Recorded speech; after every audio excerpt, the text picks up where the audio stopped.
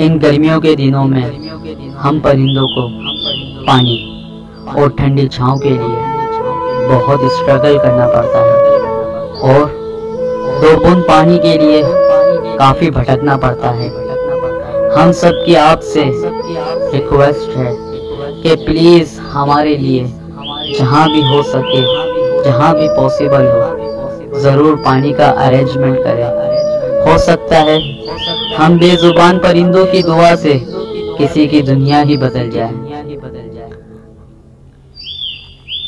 मेरा ये मैसेज अपने दोस्तों तक भी शेयर करें, जहाँ तक हो सके इस मैसेज को पहुंचाएं, ताकि हर परिंदा पानी पीने के लिए आसानी से पानी पी सके।